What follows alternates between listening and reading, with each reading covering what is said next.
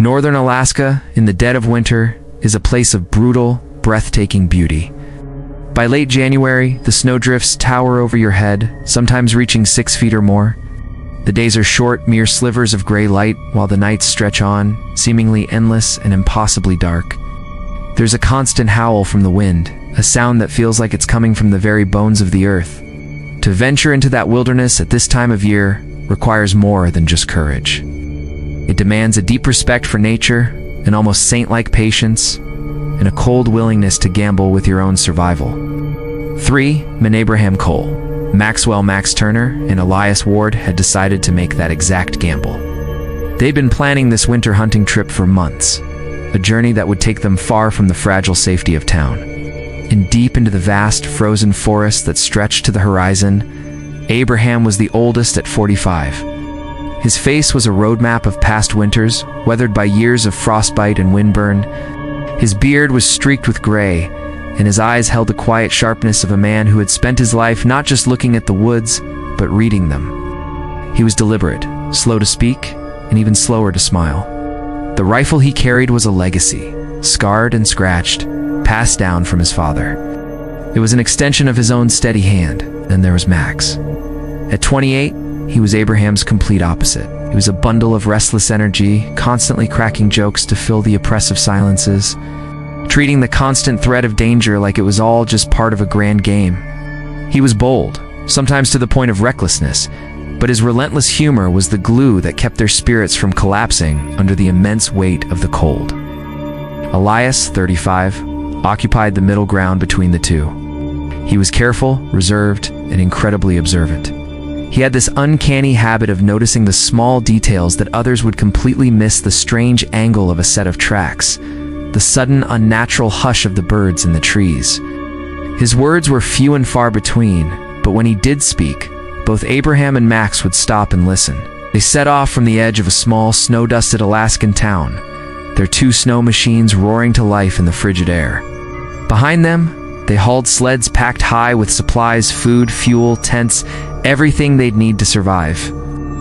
The plan on paper was simple: push deep into the interior forests, establish a base camp by a frozen creek, hunt for several days, and then head back to civilization. But the wilderness has its own plans. Almost immediately, the weather began to shift against them. The sky, once a clear, pale blue, turned a heavy, bruised gray.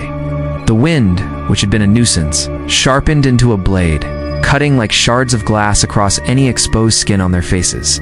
Their progress slowed to a crawl. By the 3rd day, they finally reached what could be called the true wilderness. The silence here was different. It pressed in on them from all sides, absolute and total. There were no distant car engines, no faint human voices, no signs that any other person had ever set foot here. The only sounds were the rhythmic crunch of their boots on the snow and the restless groaning complaint of the wind through the pines. Abraham, ever the pragmatist, chose a site by the frozen creek to establish their camp. He pointed out the easy access to water they could melt the ice and the natural cover the dense trees provided. Max, true to form, argued they should push further north, convinced the game would be bigger, the challenge greater. But Elias, after a moment of quiet consideration, sided with Abraham. Reluctantly, Max agreed, and they began the hard work of setting up their temporary home. That night, they built a roaring fire, a defiant beacon of warmth against the crushing cold. Flames licked upward, casting shifting, dancing light across their weary faces. The temperature had plunged, now hovering near 40 below zero. The cold was a physical presence, something you could feel in your lungs with every breath. Abraham smoked his pipe quietly, his gaze lost in the flames, a silent ritual of contemplation. Elias, methodical as always, sat sharpening a hunting knife, the rhythmic scrape of steel on stone, the only sound he made. And Max, never able to sit still for long, poked at the fire with a long stick, his restlessness palpable. Then, suddenly he froze. His body went rigid, and his eyes were locked on the darkness beyond the firelight, staring into the impenetrable wall of trees. "I swear," Max muttered, his voice barely a whisper. Something moved out there. Abraham didn't even look up from his pipe. He took a slow, deliberate puff. The forest moves, Max. Branches sway, snow falls. In this light, your eyes play tricks on you. But Elias wasn't so quick to dismiss it. He followed Max's gaze. The black wall of spruce and pine was utterly still. Too still. It was as if the entire forest had stopped to hold its breath, as if it were listening to them. Oh, deep. Unsettling quiet fell over their small camp, broken only by the crackle of the fire. By morning, the unease of the previous night had crystallized into something tangible. They found tracks circling the perimeter of their camp. They weren't deer, they weren't moose. The impressions left in the deep snow were large, round, and pushed down with significant weight. They were almost human-like in shape, but bigger, heavier, much heavier. Abraham tried to dismiss them. Just a wolf, he said, his voice low. A big one, maybe, but even he didn't sound convinced. Die. The confidence had gone from his tone. Max tried to make a joke to lighten the tense atmosphere. Maybe it's a giant bear that walks on two legs, he said, forcing a laugh. But the sound was thin and hollow, quickly swallowed by the cold air. Elias didn't say a word, crouched down silently, his gloved finger tracing the outline of one of the massive prints in the snow. He looked up at the other two, his expression grim. These weren't here yesterday, he said quietly, his voice cutting through the morning stillness. Whatever this is, it came in the night. It watched us, and for the first time since their journey began, a complete and heavy silence fell over the three men. The jokes stopped. The reassurances died on their lips. There was nothing left to say. Out here in the vast, unforgiving Alaskan wilderness, they were no longer just hunters. They were beginning to realize they might also be the hunted. What do you think is out there in the woods with them? Let me know your theories down in the comments. This story is just getting started, so if you want to find out what happens next, make sure you hit that subscribe button and turn on notifications. Thanks for watching, and I'll see you in the next one. The prints were still there when the morning sun rose over the tree line, its faint light glimmering across the frozen ground.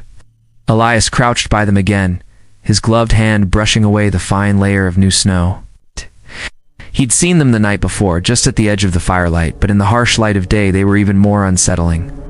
The shape was wrong, too wide for a wolf, far too long for a bear. The depth of the indentation suggested a serious weight, something much heavier than a man.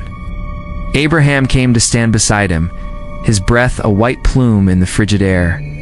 He stared down at the tracks for a long time, his brow furrowed. Could have been the snow shifting, he said finally, his voice low. Though he sounded as though he was trying to convince himself more than anyone else. Max shook his head, his own breath rising in sharp, anxious clouds. Snow doesn't circle a camp, Abraham. Something walked around us. Twice, the three men stood there in silence for a long moment, the forest pressing close around them, every ancient tree heavy with frost. It felt like the woods themselves were holding their breath. Finally, Abraham straightened up, his face set like stone.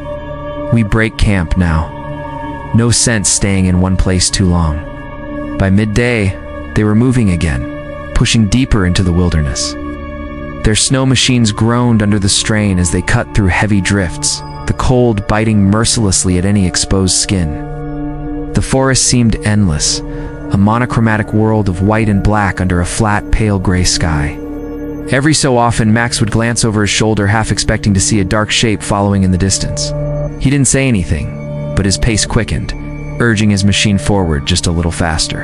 As the hours dragged on, their hunt yielded nothing. No deer trails, no hare tracks, not even the distant caw of a raven. It was as though every living creature had either fled or was hiding in terrified silence. Elias, the most experienced tracker among them, felt it most keenly. Normally, the deep silence of the wilderness was a comfort, a soothing blanket.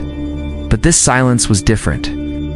It had a weight to it, an oppressive quality, as though something vast and unseen was out there, listening. That evening, they were forced to make camp again as the light began to fail.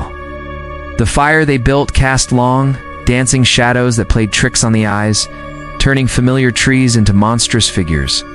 Abraham sat cleaning his rifle with methodical precision, his hands steady, but his eyes kept drifting to the impenetrable darkness of the tree line. Max, unable to sit still, paced the perimeter of their small camp like a caged animal.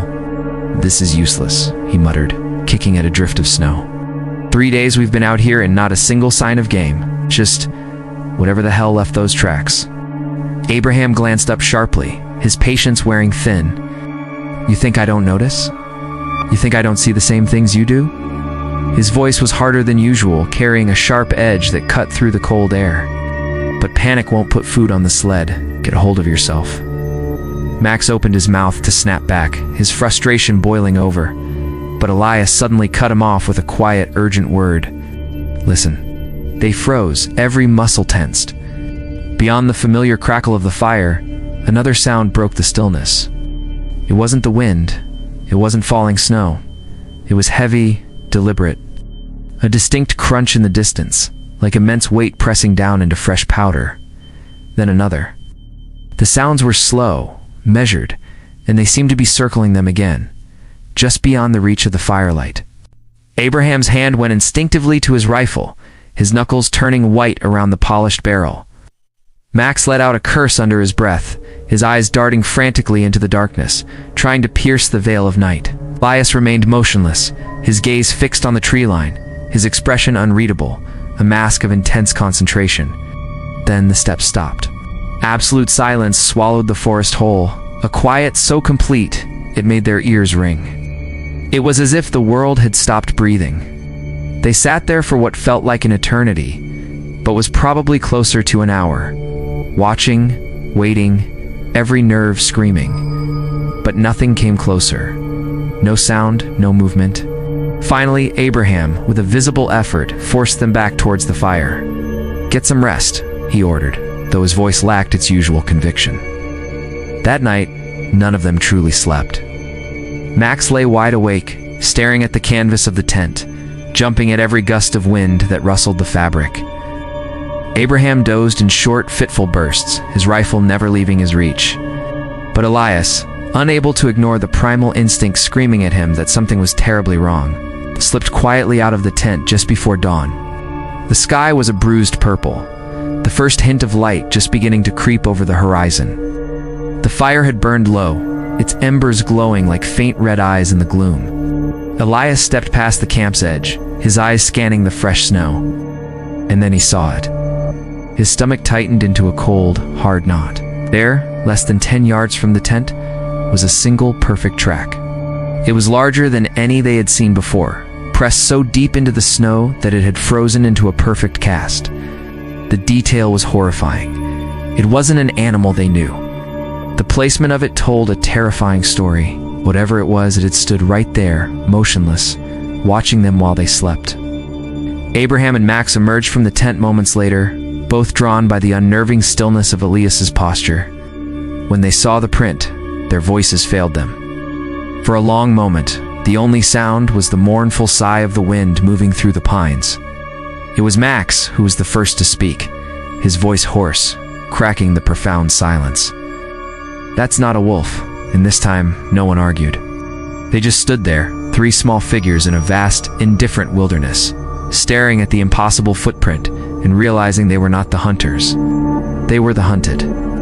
What had been a search for game had become a desperate struggle for survival against something unknown. Something that walked in the night and watched them with silent, patient hunger.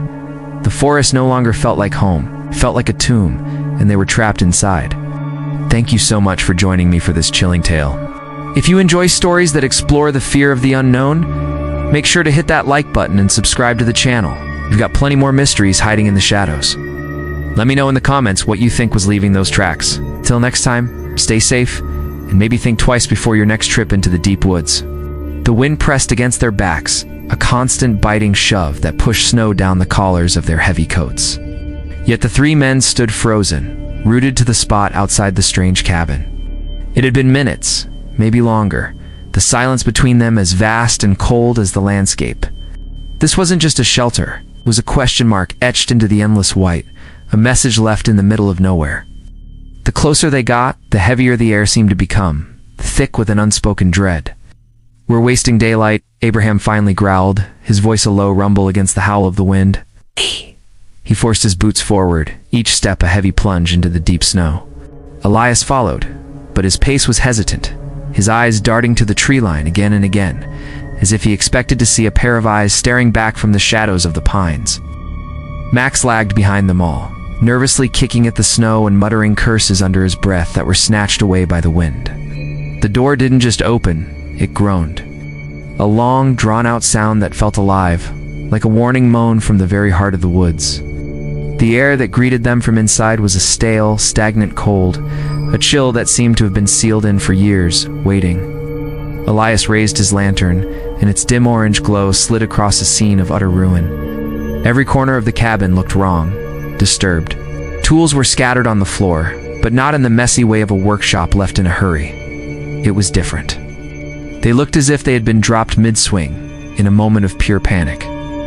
The cot was overturned, its single blanket stiff and frozen in bizarre, unnatural folds, as if its occupant had sprung from it in a violent rush. And then their eyes were drawn to the carvings. Scratched crudely into the wall above the cot were two large, desperate words, IT watches. But that wasn't all. Smaller, more frantic scratches covered the wooden beams. Abraham moved closer, the light from the lantern casting his shadow long and thin. He traced the deep grooves with the tip of his gloved finger.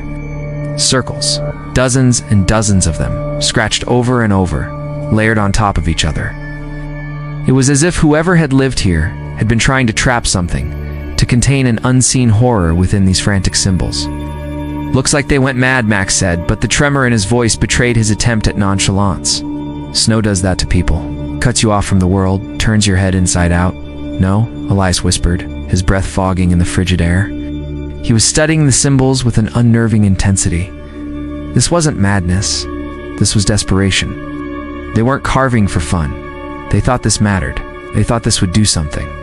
On a small, rickety table, Abraham found the torn pages of a notebook.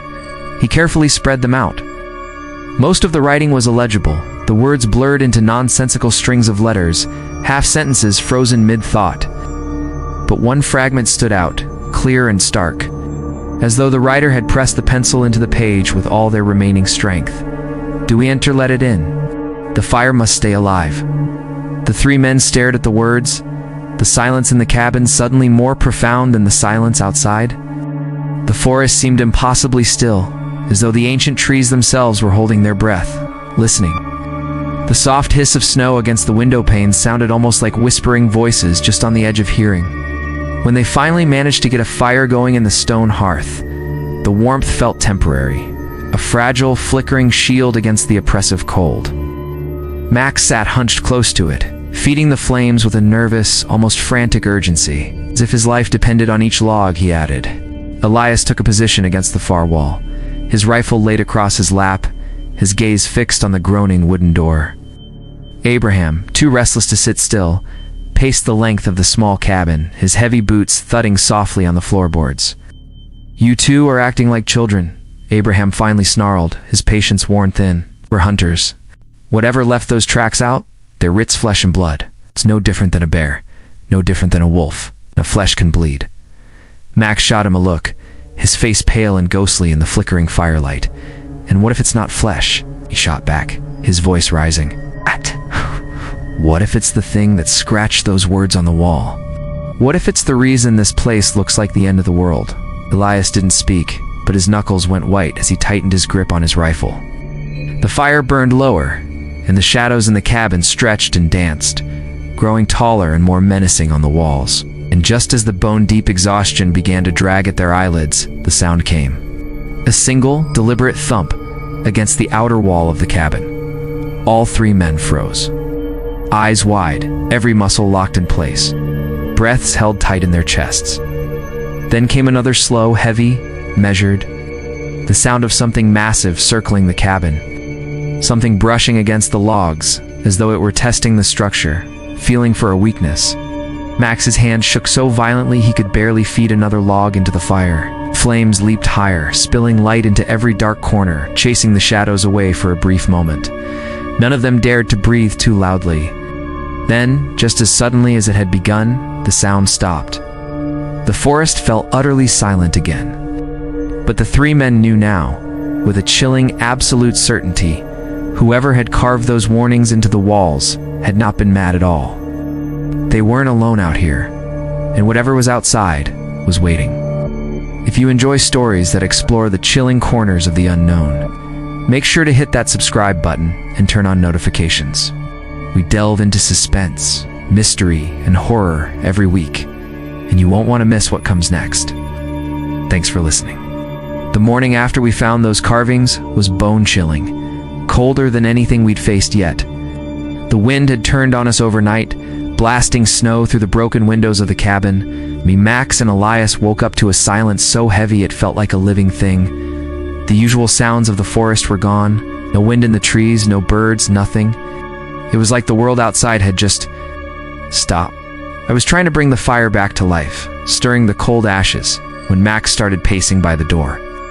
He was squinting out into the snow-covered trees, his breath fogging up the frosted glass. "Something's not right," he muttered. "It's like the forest. It's waiting for us." I tried to brush it off, play the skeptic. "It's just a cabin in the middle of nowhere, Max. Wind, snow, shadows, that's all it is." But Elias, he wasn't buying it. Nice. He was over by the wall, tracing those weird carvings with his finger. Circles, jagged lines, strange symbols that seemed to almost glow in the dim light. "This is a map," he said, his voice low. Or a warning. Whoever did this. They were trying to tell someone something. We spent the next few hours tearing the cabin apart, searching for anything else. And then Elias found it. Hidden under a loose floorboard was a small, brittle leather journal. The pages were filled with frantic, desperate scribbles. It detailed days spent trapped in this very cabin, strange things happening around the lake. And one warning repeated over and over again: do not stay past the third night. It watches. It waits. It takes. Max's voice trembled as he read it aloud. The journal talked about footprints circling the cabin, then whispers coming from the ice on the lake. Then, the people who were here just disappeared, vanished without a trace. My blood ran cold. I tried to sound confident, telling them it was just stories. Some guy losing his mind alone in the wilderness. But even I could feel that icy knot of doubt tightening in my gut. As night fell, the forest seemed to shrink around us. Thin mist rolled in, swallowing the trees and muffling every sound. And then we heard it. Faintly at first, then growing clearer. Cries. Low, desperate, broken cries. Was it a woman? A child? Or something else entirely? The sounds drifted across the frozen lake, rising and falling in these unnatural patterns. Elias grabbed his rifle, his hands shaking. "Do you hear that?" whispered. Max's face was ashen. It's coming from the lake. I wanted to say it was just the wind. I really did. But this sound had a weight to it, a presence that you could feel pressing in on you. Max, almost in a trance, started moving towards the door. Elias lunged and grabbed his arm. "Don't go out there. Whatever it is, it wants you alone." The cries got louder, seeming to come from every direction at once, circling us.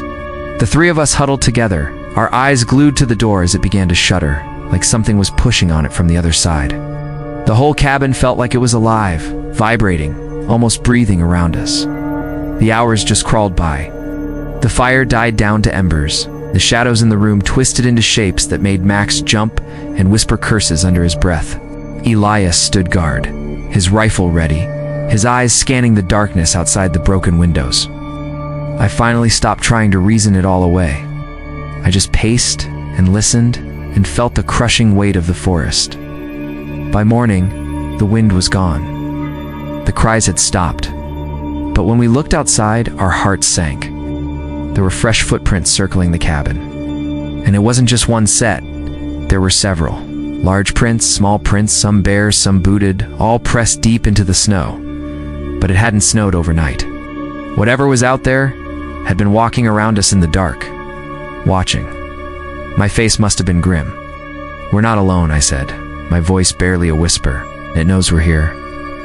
Max just swallowed hard, glancing at the old journal. "And it's been waiting for someone to find this place." Elias nodded, staring out at the tree line. "We should have left when we first found it," he said. "Now, it's a part of us." The forest was silent again, but we could feel it.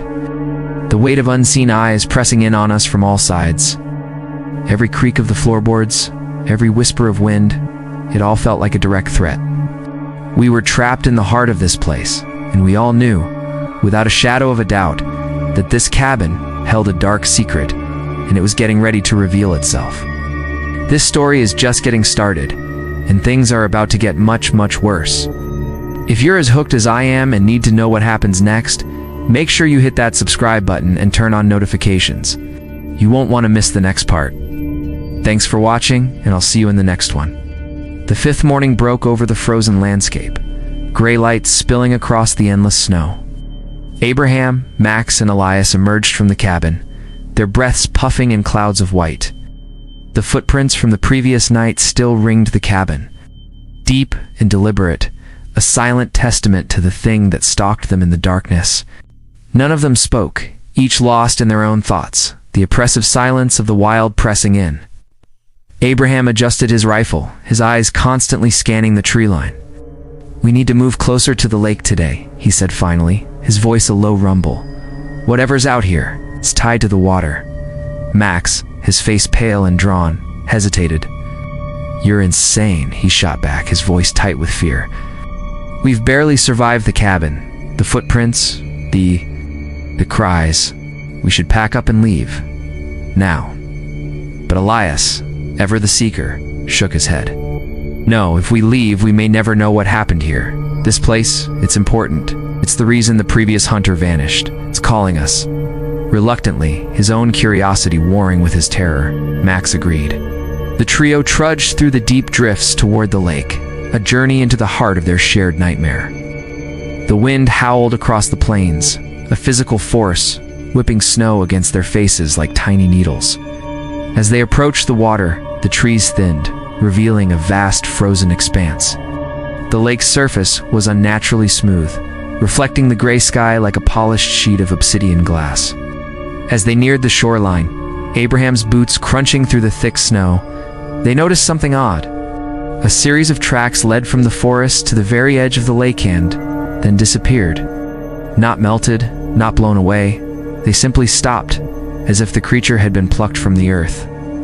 "What the hell?" Max whispered, leaning closer, his breath catching in his throat. Elias knelt, his gloved fingers tracing the air above the prints. "They didn't just vanish," he murmured, his eyes wide.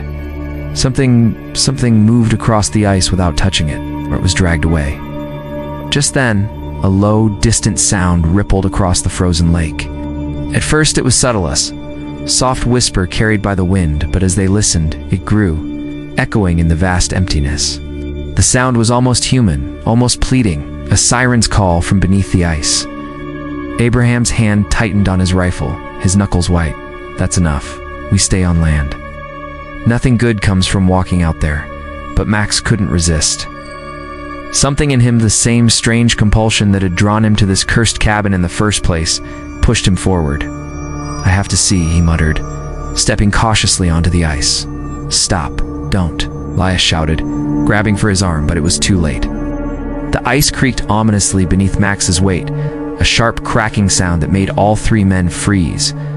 The whispering swirled around them, no longer carried by the wind, but seemingly rising from the ice itself, circling them like a predator. Abraham's instincts screamed. Something was beneath that ice, watching, waiting. Max looked down. The surface seemed to ripple, though no wind disturbed it. Shadows moved just under the frost, shifting in patterns far too deliberate to be natural. He stumbled back, his face a mask of pure horror. "Did you see that?" he gasped. Elias nodded grimly. "I saw it. Don't move. Whatever it is, wants attention." The whispers grew louder and louder, until it felt as though the lake itself was speaking to them. Words almost formed, but the language was alien, broken, and desperate. Abraham felt a chill that had nothing to do with the cold. It was a coldness that seeped into his very soul. Hours passed. They didn't move, didn't speak, just stared at the lake, trapped between their terror and an unshakable fascination. Every instinct told them to flee, to run back to the relative safety of the cabin, yet none of them did. And then, as the light began to fade, a figure appeared. It was small and hunched, standing just beyond the tree line, staring at them. It wasn't human, not entirely. Its movements were jerky, unnatural, and yet there was something hauntingly, disturbingly familiar about it. Max stumbled backward, tripping in the deep snow. "Get up," Abraham shouted, but his voice was swallowed by the howling wind. Elias raised his rifle, aiming, but even he hesitated, his finger trembling on the trigger. The figure didn't advance. It didn't retreat. It simply watched them, tilting its head in a slow, curious gesture, as if it had been waiting for them all along. Night fell quickly in the Alaskan wilderness, faster than any of them expected. The darkness swallowed the landscape, and the figure vanished without a trace. Yet the whispers remained, faint now, like a warning echoing in their minds. Stay. Leave. Never return. Back in the cabin, the three men huddled together, exhausted, tense, and haunted by what they had seen. The silence in the small room was thick with unspoken fear. Even Max, the most reckless of the group, now understood that the forest was no longer just a backdrop, was alive, a malevolent presence that had been watching them from the very first day. Elias finally broke the silence, his voice a strained whisper. "Tomorrow, we need to decide. Do we go back or do we continue? Whatever is here. It's tied to the lake, the cabin, the tracks. It won't stop." Abraham looked at the hunter's journal, at the strange symbols carved into the cabin walls. The cold pressed in from outside, but it was nothing compared to the fear that now lived inside him. "We came here for answers," he said quietly, "but I don't think we'll like them." The old cabin settled around them, the wind moaning through its broken windows like a lost soul. And the men knew, with a certainty that chilled them to the bone, that whatever had chosen to reveal itself tonight was only the beginning. Thank you so much for joining me on this chilling journey. What do you think the figure was? Let me know your theories in the comments below. And if you enjoyed this story, please hit that like button, subscribe, ring the notification bell so you don't miss the next chapter. Stay safe out there. The seventh day arrived like a ghost, draining all color from the world. The sky was a flat, cold sheet of iron. The sun, a forgotten memory. The air itself felt heavy, a suffocating silence that pressed down on us, a physical weight on our chests. We hadn't really slept. Not Abraham, not Max, not me. Every creak of the old cabin, every whisper of the relentless wind, every dancing shadow in the corner of our eyes had been a jolt of pure adrenaline. The journal's warning was a constant, looping echo in our minds. Do not stay past the third night. We were on the seventh. That promised night was now upon us. Abraham sat hunched over the rickety table, the weathered journal lying open before him. His face was ghostly pale, his lips chapped and cracked from the biting air. He knew, he whispered, his voice raspy, barely audible. Whoever wrote this, they saw the same things we're seeing. They heard the same voices. They saw the tracks. And then, they were gone. Max couldn't stay still. He paced back and forth like a caged animal, his fists clenching and unclenching. "I can't do it, Abe. I can't just sit here and wait for whatever that thing is to come for us. We have to run. Tonight. Right now." He gestured wildly towards the door, his eyes wide with a desperate fear. I kept my gaze fixed on the window, on the endless swirling white of the storm outside. "And go where, Max?" My voice low and steady. "The storm hasn't let up for days.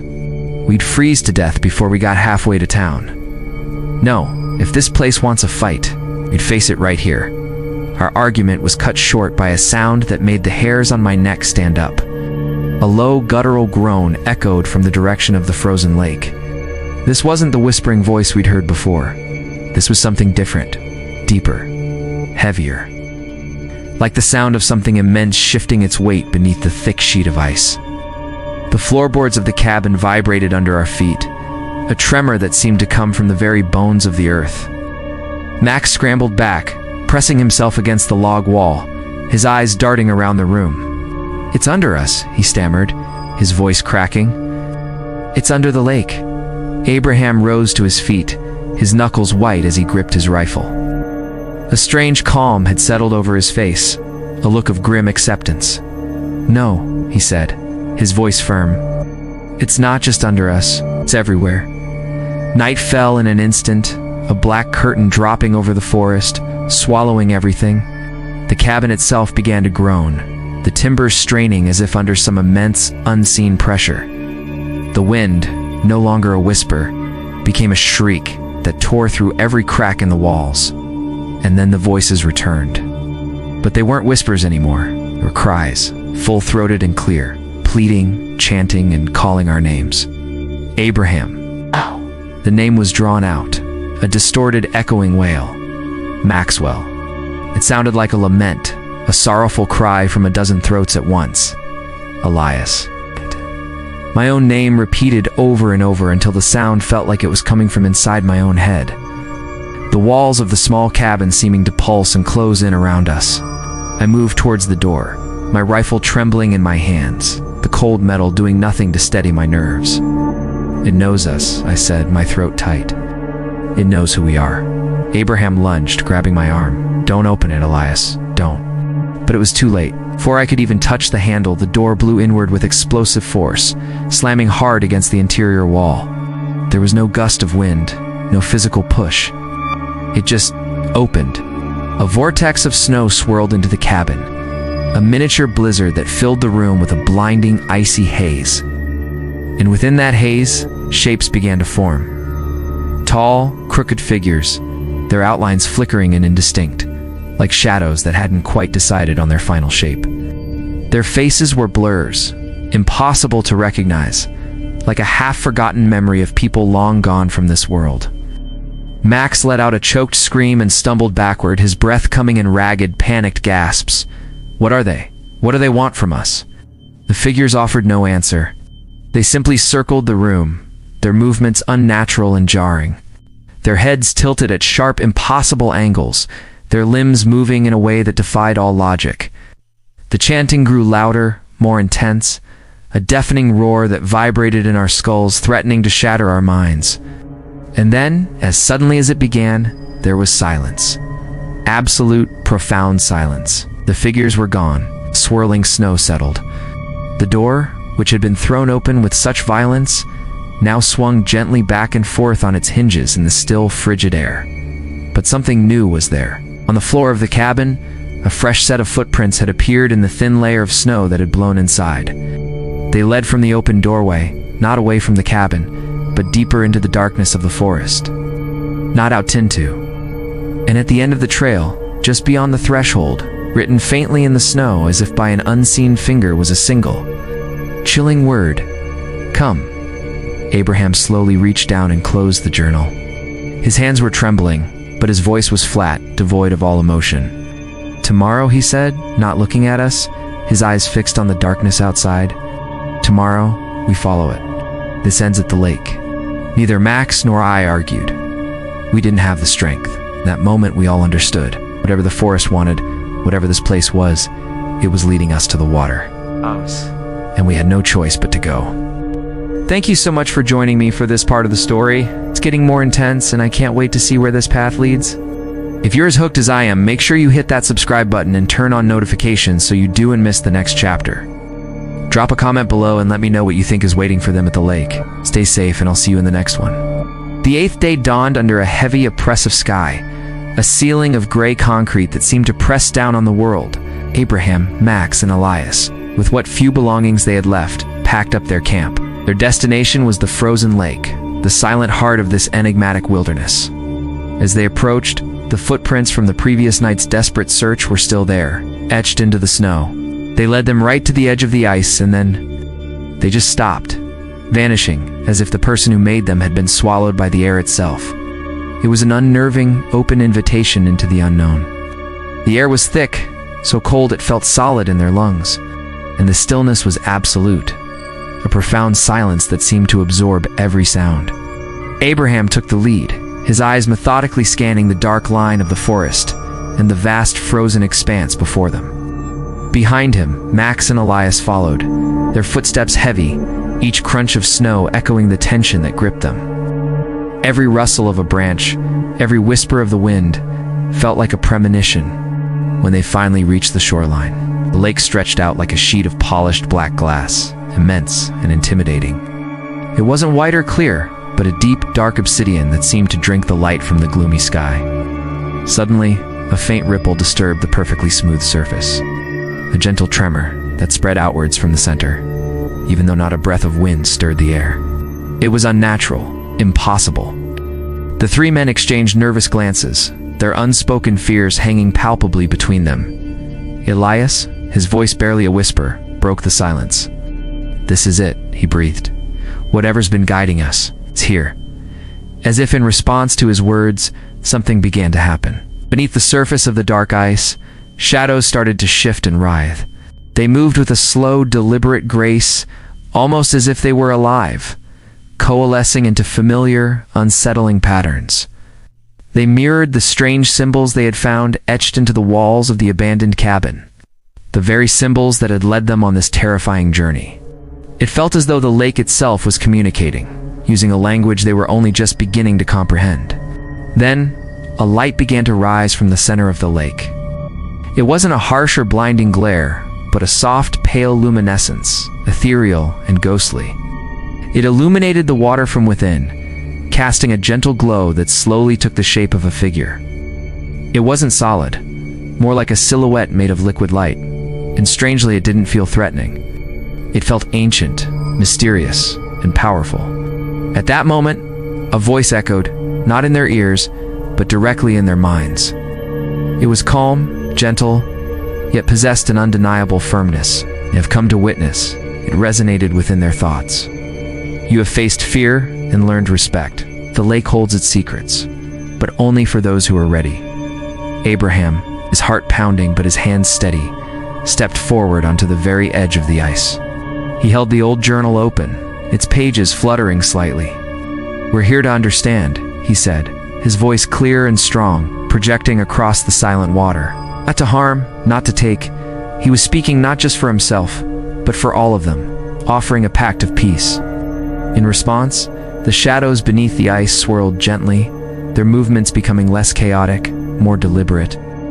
They began to form images, like ghostly projections on a screen of frozen water. They saw figures from the past, hunters in buckskin, explorers with weathered maps, lone travelers with heavy packs. All of them were standing where they stood now, gazing at the lake not with terror, but with a profound sense of awe and respect. None of them were panicking or fleeing. They were witnesses, just as the voice had said. The ice itself seemed to come alive, a low hum replacing the eerie whispers, a sound that felt like a deep, rhythmic breath. The feeling of being watched, of being hunted, began to dissipate, replaced by a strange sense of tranquility. Max let out a shaky breath he didn't realize he'd been holding. "So, ... we're safe?" he asked, his voice trembling with a mixture of relief and disbelief. Elias, his eyes still fixed on the mesmerizing display, nodded slowly. "I think so," he replied. "As long as we respect it." The mysterious light at the center of the lake began to fade, slowly receding back into the dark depths from which it came. The shadows stilled, and the ice became a perfect black mirror once more, reflecting their own weary but relieved faces back at them. The show was over. They had been tested, and they had passed. They stepped back from the edge, turning their backs on the lake and walking toward the relative safety of the forest. With each step, it felt as though a physical weight was being lifted from their shoulders. The oppressive atmosphere had vanished, and the forest and the lake returned to their profound silence, holding their secrets close once more. Before they entered the trees, Abraham paused and glanced back over his shoulder. "It's still here," he said, his voice quiet. "Watching, waiting, but it's not malevolent. It respects those who approach it carefully." Max shivered, though not from the cold this time. "I will never forget this place," he muttered, the awe clear in his voice. Elias added the final poignant thought. "And maybe that's the point," he said, looking from the lake to his companions. "The lake doesn't take it, teaches. It seems only those willing to face it with courage and respect are allowed to leave with their lives and their stories." As the trio finally left the frozen landscape behind, their figures swallowed by the dense woods. One last faint ripple appeared on the lake's surface. It wasn't a threat. Not anymore. It was a farewell, a final, silent acknowledgement. It was a reminder that the heart of the wilderness keeps its mysteries, but for those who honor them, who approach with an open heart instead of a clenched fist. They may just be allowed to witness something truly extraordinary. Thank you so much for joining us on this incredible journey into the heart of the unknown. If you enjoyed this story and want to explore more mysteries with us, please don't forget to hit that like button, subscribe to the channel, and ring the bell so you never miss an adventure. We love hearing from you, so leave a comment below and let us know what you thought about the secret of the frozen lake. Until next time, stay curious.